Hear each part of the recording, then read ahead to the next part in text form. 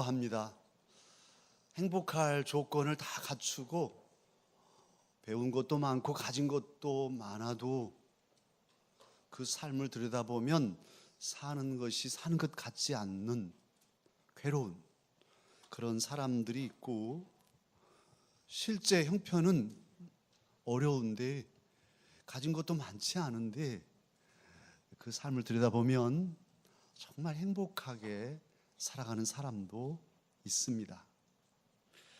사랑하는 강서 가족 여러분, 우리의 삶을 무엇이 행복하게 해줄까요? 무엇이 살맛 나는 삶을 살게 할까요? 이 물음에 대한 대답을 하나님께서는 오늘 본문 말씀 통해서, 특히 야곱을 통해서 우리에게 가르쳐 주십니다. 야곱은 다 가졌던 사람이죠. 부잣집 도련님으로, 그리고 둘째 쌍둥이로서는 둘째였지만 장자권까지 다 빼앗아서 자기 것 삼았으니까요, 다 가졌던 그런 사람이었어요. 그런데 그때는 행복하지 않았습니다. 다 잃어버리고 도망쳐서 외가댁에서 머슴살이 할 때 야곱은 행복했습니다. 날마다 가슴이 뛰는 설레는 삶을 살았습니다. 그렇다면 무엇이 야곱으로 하여금 다 잃어버리고 타양 같은 외가에 가서 머슴살이를 하는데 가슴이 설레고 행복했을까요? 무엇이 그렇게 행복하게 야곱을 만들었을까요? 하나님은 오늘 저와 여러분에게 그 대답을 무엇으로 주고 계신가요? 그 첫 번째는, 야곱은 하나님의 말씀을 붙들었습니다.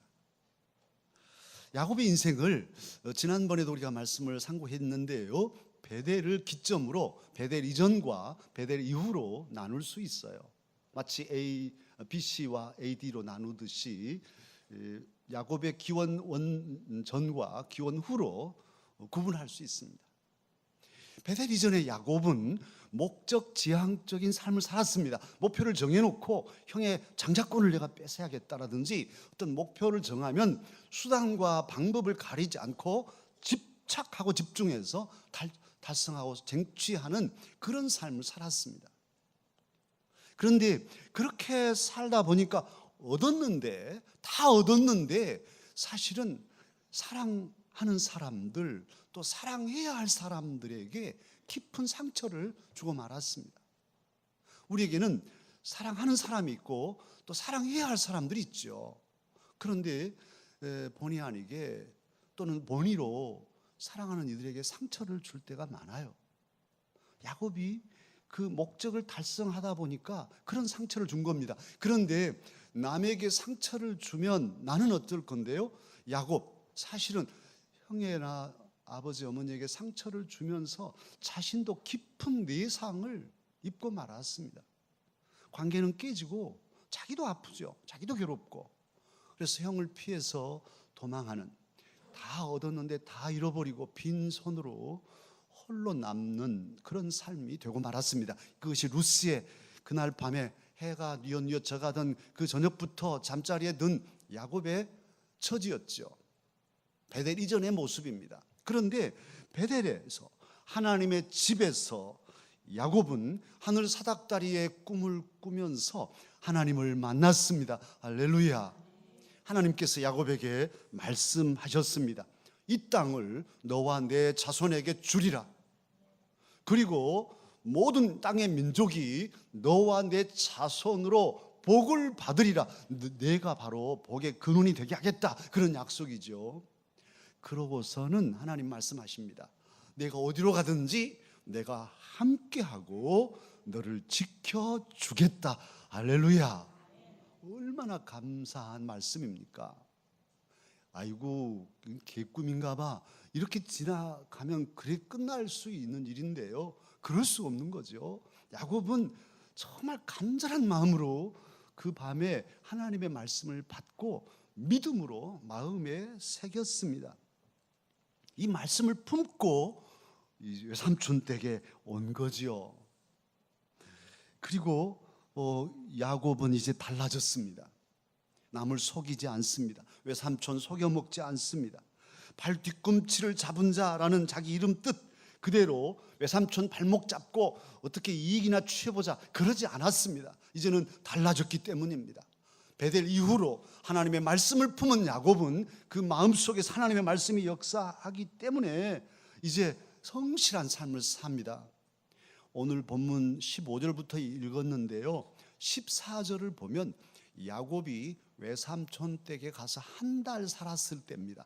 한 달 살았을 때 외삼촌이 15절에서 제의를 하는 거예요. 이제 생질 조카 그냥 살 수 없으니 이제 품삯을 줄 테니까 말하시게. 그러면 내가 품삯 줄게. 우리 집에서 일해줘. 지금 그런 거예요. 한 달 살았는데. 외삼촌이 보통 사람입니까? 한 달 사는 야곱을 보면 저 녀석 못됐구만. 보내야 쓰겠어. 그랬으면 일하자고 하겠어요? 빈둥빈둥 놀다가 어디로 가든지 말든지 내 동댕이 쳤겠죠. 그런데 한 달을 사는 거 보니까 마음에 쏙 듭니다. 딸을 줘도 괜찮겠습니다. 딸 하나뿐 아니라 둘 줘도 괜찮을 것 같아요. 한 달 동안에 야곱은 외삼촌의 신뢰를 얻게 됐어요. 그만큼 야곱은 성실한 모습으로 산 것이죠. 하나님의 말씀이 그의 마음에 심어지고 믿음으로 간직되니까 이런 놀라운 삶의 전환이 일어났습니다. 사랑하는 강서가족 여러분, 성경 66권은 저와 여러분에게 하나님께서 주신 말씀입니다. 믿음으로 받으면 내게 주신 말씀입니다. 아니 저도 사닥다리 꿈을 꾸어주게 해주시지 저는 하나님 말씀 안 주네요. 아니에요. 이미 주셨어요. 성경 66권이 다 우리에게 주신 말씀입니다. 그런데 믿음으로 받으면 다 은혜인데요, 그래도 그 중에 참으로 가슴에 꽂힌, 잊혀지지 않는, 가슴에 늘 간직되어 있는 그런 말씀이 있죠. 어떤 중요한 사건을 경험하면서 또는 죽을 병이 들었다가 또는 부흥회 때 어린 시절에 부흥회 때 받은 말씀, 제게도 있어요. 저도 여러 말씀들이 있는데 사건에 고비에 주신 말씀들이 간직되어 있거든요. 또는 이제 이번 수련회 때 또 은혜 받고 그때 몇 년도 수련회에 주신 말씀, 이건 간직되어 있잖아요. 그런 말씀들이 있어야 돼요. 또 주일 예배 때 주신 말씀을 품고, 우리 집사님 피택된 일꾼들 중에는 주신 말씀, 주일에 주신 말씀을 가지고 힘들어도 지금 가게를 운영하고 있는 그런 집사님도 있어요. 이번에 간증문 다 읽어보니까 나오더라고요. 뿐만 아니라 뭐 새벽이든 또 내가 말씀을 읽으면서 정말 내게 주신 말씀으로 가슴에 확 꽂히는 그런 말씀들이 있잖아요. 그런 말씀들이 있으면 이 말씀을 붙잡고 위로를 받게 되고 그 말씀을 붙잡고 견디게 되고 전진할 수 있어요. 그런데 문제는 그런 말씀이 없다면, 한번 물어볼까요? 여러분 어때요? 이 시간에 여러분의 마음에 평생 품고 가는 하나님의 말씀이 있으신지요? 아멘 안 하신 분들은 속으로만 하신 거죠? 만약 정말 진짜로 없네 나는, 그렇다면 큰일이에요. 여러분, 말씀이 간직되어 있지 않다면 하나님과 동행이 안 되는 거예요. 사실은 하나님의 임재의식, 하나님이 내 안에 오셔서 나와 함께 하신다는 이 의식은 어디서 오냐?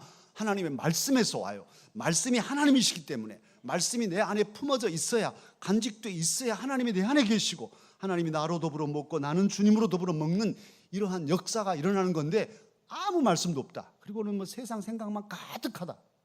그리고는 하나님과 동행한다? 아닌 거예요.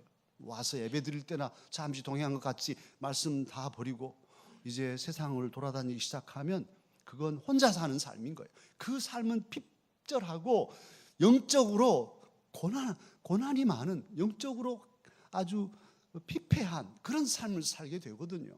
그러기에 저와 여러분, 만약 이 가운데 그런 말씀이 없는 분이 있다면, 내게 정말 없어요. 알고 보니까 성경만 달랑 들고 다녔지 내 가슴에 새겨진 하나님의 말씀이 없네요 한다면 오늘 지금 말씀 듣고 계시잖아요. 집중하고 주님 제게 평생 품을 하나님의 말씀을 주옵소서.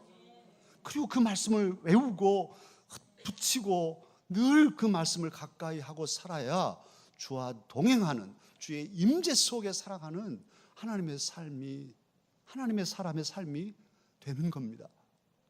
그런 사모함이 오늘부터 저와 여러분에게 있어야 합니다. 말씀을 사모하는 마음. 그래서 그 말씀을 보배로 여기고 말씀을 믿고 믿음으로 가슴에 간직하고 늘 꺼내서 되새김질하면서 살아갈 때에 우리의 삶은 영적으로 새로워지고, 그래서 영혼이 잘됨같이 범사가 형통하고 건강한 삶을 살게 될 것입니다. 야곱이 그랬으니까요. 또한 야곱은 그 어려운 모습살이에서도 가슴이 설레고 기쁨으로 견디고 살아갈 수 있었던 두 번째 비결이 무엇일까요? 그것은 야곱이 사람을 사랑했기 때문입니다. 야곱은 하나님의 말씀을 품었는데요, 하나님의 말씀을 가슴에 품고 간직한다는 것은 하나님을 사랑한다는 말이에요. 하나님을 사랑하지 않으면 하나님 말씀 생각지도 않습니다. 잘 듣지도 않아요. 그러나 하나님을 사랑하는 사람은 말씀을 듣고 간직하고 그 말씀을 지켜 사는 것이죠. 나의 계명을 지키는 자라야 나를 사랑하는 자다, 예수님 말씀하시잖아요. 그 말씀을 간직하고 그 지켜가는 것은 주님을 사랑하니까, 또 주님의 사랑을 아니까 하는 거예요. 그런데 이렇게 하나님을 사랑하는 사람, 하나님을 참으로 온전히 사랑하는 사람은 필연적으로 이어지는 게 있어요. 여러분이 담임 목사가 늘 강조하는 거 있죠. 저도 저희 먼저 살 만큼 살았는데 정말 하나님 말씀에서 이제 더 확실히 깨달아지는 게 이거구나.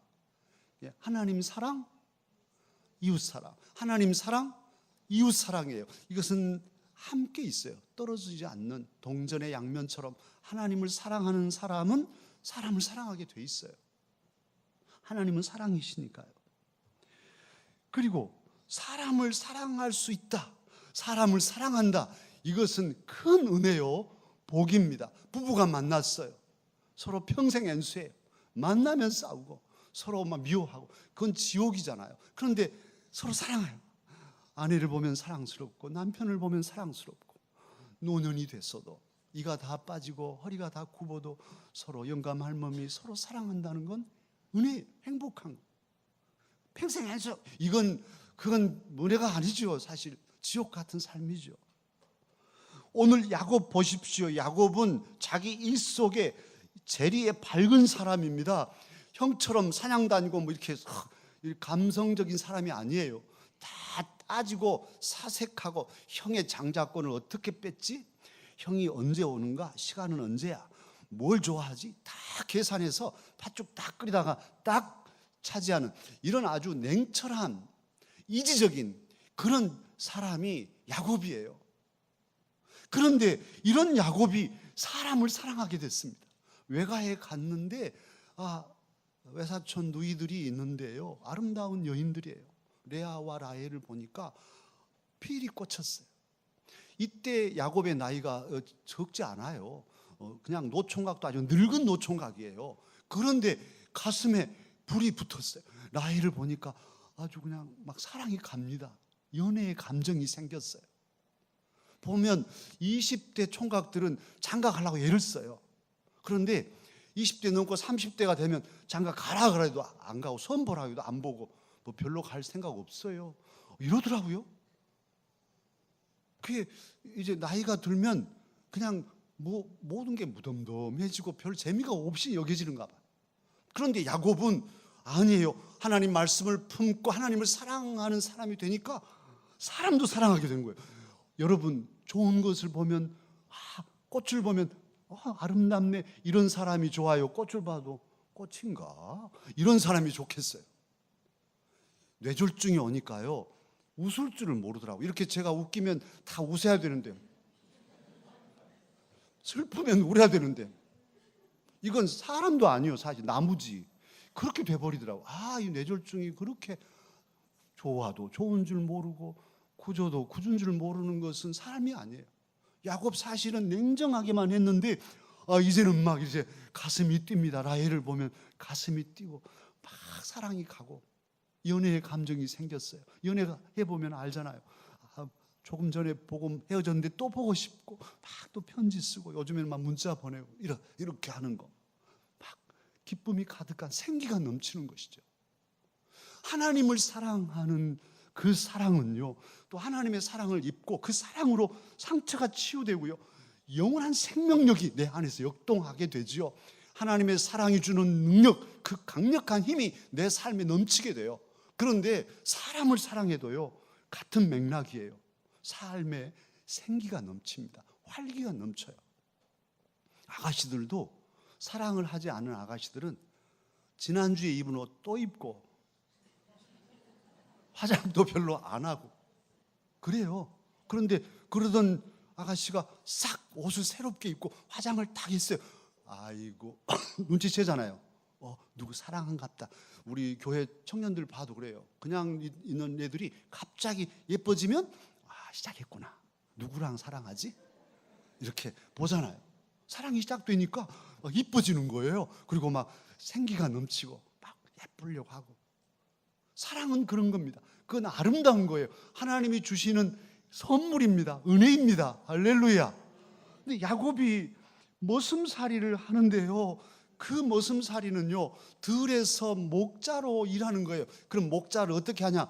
아파트에 잠자다가 아침에 자동차 몰고 양 있는 데로 부르릉 가가지고 양떼 이리 모여 해가지고 이렇게 다니는 게 아니고 양떼랑 같이 들에서 잠자고 사는 거예요. 눈이 오면 눈 맞고 비가 오면 비 맞고. 그러니까 들판에 살아가는, 낮에는 뜨겁고 밤에는 춥고 이런 세월인데 그 세월을 7년을 견딥니다. 아내 얻으려고, 라헬을 얻으려고. 그래서 7년을 사는데 오늘 성경에 보면 7년이 아니라 며칠 같았더라. 며칠 같이 지나갔어요. 그러니까 너무 힘들 때는 라헬을 생각했겠죠. 이제 내 아내, 그 이쁜 라헬이 내 아내가 될 거야 하면 그냥 고생이 아닌 거예요. 또 사랑하는 라헬이 또 언니랑 얘기하다가 까르르 웃으면 그 웃음소리만 생각해도 그냥 힘이 나고 그 고달픔이 다 사라지고. 연애해 보셨으니까 알잖아요. 다들 하신 분들은 그냥 사랑하는 사람이 까르르 웃기만 해도 너무너무 기쁘고 좋은 이런 거예요. 야곱이 그래서 7년을 견뎠습니다. 그리고는 이제 결혼식이 이루어졌습니다. 중동의 결혼식은 저녁에 합니다. 저도 성지순례 갔을 때 이스라엘 예루살렘에서 결혼한 부부 일부러 제가 촬영도 하면서 지켜본 적이 있는데요, 저녁에 하더라고요. 그런데 저녁에 결혼식을 할 때 신부 다 베일로 다 가리잖아요. 다 가리고 이제 결혼식을 하고 하룻밤을 자고 아침에 돼서 보니까 아이고 신부가 바뀌어졌어요. 세상에 뭐 물건 같으면 바꾸기나 하지, 사람인데 그것도 평생 살 아내를 외삼촌이 바꿔버렸네요. 뛰는 놈 위에 나는 놈이 있다고. 형도 속이고 아버지도 속인 야곱이지만 외삼촌에게 된통 당할 줄 누가 알았겠어요. 그래서 아니 마누라가 바뀌었어요. 그 사랑하는 라헬은 어디로 가고 이제 언니 레아, 물론 레아도 사랑했지만 라헬을 더 사랑했다고 18절 30절 다 그렇게 말씀하고 있잖아요. 그러니까 레아도 사랑한 건 사랑한 거예요. 그러나 더 이쁜 사람에게 마음이 간 건데 이제 큰일 났어요. 그래도 야곱 외삼촌에게 어째서 삼촌 나를 속이십니까? 외삼촌이 우리 풍습에 동생 먼저 못 보낸다. 그런데 그거 7년 동안 왜 야곱이 몰랐겠어요? 그 풍습 다 알죠? 그래도 약속이니까 지킬 줄 알았더니만 속인 거예요. 다른 때 같으면, 베델 이전의 야곱 같으면 따지고 외삼촌과 싸워서라도 라헬 빼앗아 왔을 텐데 그렇지 않습니다. 외삼촌이 제안한 것 그대로 받습니다. 다시 7일 있다가 라헬과 결혼식하고, 그러니까 일주일 만에 2번 결혼식한 거죠. 그리고는 이제 라헬 몫으로 7년을 머슴살이 합니다. 뭐 이미 내 사람 됐으니까 대충 해도 되련만 그 7년 동안 야곱은 성실하게 약속을 지킵니다. 보통 예전의 야곱이 아니에요. 사랑하는 아내를 위해서라면, 사랑하는 라헬을 위해서라면 자기의 전 삶을 던져도 좋을 그런 정성으로 외삼촌을 섬기고 참으로 두 아내를 사랑하고 자식들을 사랑하고 외삼촌까지 사랑하는 이런 넉넉함을 야곱은 보여줍니다. 그의 인생이 원망과 불평으로 참으로 그렇게 쓰러졌을 것인데 사랑으로 회복해서 모두가 다 행복한, 그래서 사랑했으므로 행복하였네라, 정말 유치한처럼 그런 고백을 할 야곱이 되었습니다. 할렐루야. 사람을 사랑하는 것, 우리의 부부 마찬가지입니다. 우리 가족 주변의 사람들, 지난번에 제가 시를 썼는데요, 우리 교회에서는 딱 제 시를 이해해 주신 분은 우리 노송일 집사님, 그 노 집사님 뿐이에요. 가시면서 목사님 오늘 시 은혜스러웠다고 하신 분 딱 한 분밖에 없어요. 우리 교회 많은 식구들 중에 시를 이해하신 분은 우리 노 집사님 한 분이세요. 연세가 많으시지만 소년처럼 시 문학에 이렇게 이해를 하시는데, 지난번에 했어요. 주변의 사람들이 선물이라고. 제가 깨달은 거예요. 아, 선물이구나. 그래서 사랑하라고 행복하라고 우리에게 주신 선물인데, 우리는 마음을 닫아놓고 노 오지 마세요. 당신하고 나는 벽이 있어요. 당신 내 영역에 들어오기를 허락하지 않습니다. 딱 벽을 쌓고 가면 그건 괴롭죠. 외롭고. 사랑하는 것은 행복한 것입니다. 그렇게 하라고 우리에게 만남을 주셨습니다. 야곱은 마음을 열고 사랑함으로써 행복한 삶을 살았습니다. 그러면 사랑하는 강사가 여러분, 저와 여러분은 어찌해야 할까요? 어떻게 우리의 삶을 살아서 행복할까요?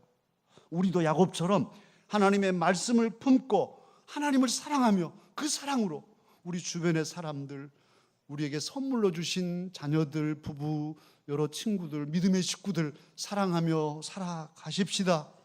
하나님께서는 사랑이셔요. 그리고 그 사랑이신 하나님이 우리에게 사랑을 이미 주셨어요. 우리가 하나님을 사랑하기 전에 하나님께서 우리를 사랑하셨어요. 요한일서 4장 8절로 9절에 보면요, 하나님은 사랑이심이라 하고서 하나님의 사랑이 우리에게 이렇게 나타난 바 되었으니 하나님이 자기의 독생자를 세상에 보내심은 그로 말미암아 우리를 살리려 하심이니라. 할렐루야. 그래서 하나님의 사랑이 예수 그리스도의 십자가로 증거됩니다. 예수님이 당신의 전부를 주셔서 우리를 살려주셨잖아요. 그 십자가가 하나님 아버지의 사랑의 증표입니다. 그러니 이제 우리 안에, 이미 예수님을 믿는 우리 안에 하나님의 사랑이 부어졌으므로 아무도 없이 나 혼자다 할 때에도 예수님이 내 안에서 함께 하시고 하나님 아버지께서 나를 이끌어 주실 것입니다. 주님의 사랑이 우리를 숨쉬게 하고 주님의 은혜가 나를 돌보시고 주님께서 세상 끝날까지 우리와 함께 하시며 인도하여 주실 것입니다. 설교 후에 우리가 주의 사랑이 나를 숨쉬게 하네, 그 찬양을 부를 텐데요, 저는 어젯밤에도 설교 준비하면서 이거 들으면서 자꾸 눈물이 날라요. 주님의 사랑이 나를 숨쉬게. 그래, 지금 내가 살아서 숨쉬는데 이게 주님의 사랑이네, 주님의 사랑이네, 주님의 은혜네. 정말 감격하지 않을 수가 없어요. 사랑하는 강사가 여러분, 우리 마음속에 미움이 들어오면요, 미움이 팽창됩니다. 그리고 팽창되면 두려워져요. 사랑에는 두려움이 없지만 미움을 가지면 두려움이 옵니다. 공격하려고 하고 방어하려고 해요. 그리고 이게 커지면요, 공포가 생기고 이제 전쟁이 터지는 것이죠. 그래서 잔인한 상대방을, 사랑해야 할 상대방을 살해하는 이런 잔인한 자리까지 이르는 것이 미움이에요. 그러나 하나님이 주신 사랑은 반대입니다. 사랑은 살리는 역사를 이룹니다. 도와주고 생명을 일으키는 그런 역사를 주님의 사랑은 우리에게 행해 주십니다. 내 마음에 상처가 있다 하더라도 주님의 사랑을 품으면 내 상처를 주님께서 싸매어 주십니다. 내가 슬프고 아프더라도 주님의 사랑을 품으면 그 자리에서 일어나서 그 슬픔과 아픔을 이기고 오히려 더 아픈 이들을 위로하며 살 수 있는 힘을 공급해 주십니다. 특히 죄인 중에 죄인으로서 영영 죽을 사람이라 할지라도 주님의 사랑이 임하면 그를 회개시키고 그의 삶을 새롭게 해서 아름다운 삶을 살게 합니다. 꼭 죽을 것 같은, 그리고 이미 죽은 사람이나 다름없는 이라 할지라도 사랑의 능력은 사람을 살리는 능력입니다. 그런 실예를 한번 사진을 통해 보겠습니다. 보여주십시오. 미국의 노스캐롤라이나 주의 콩코드에 사는 셜리 앤 콜이라는 그런 새댁이 첫 아이를 낳았는데요. 첫 아이를 낳다가 이제 갑자기 긴급 제왕절개 수술로 낳다가 이렇게 혈전이 생겨가지고 이렇게 의식을 잃어버렸습니다.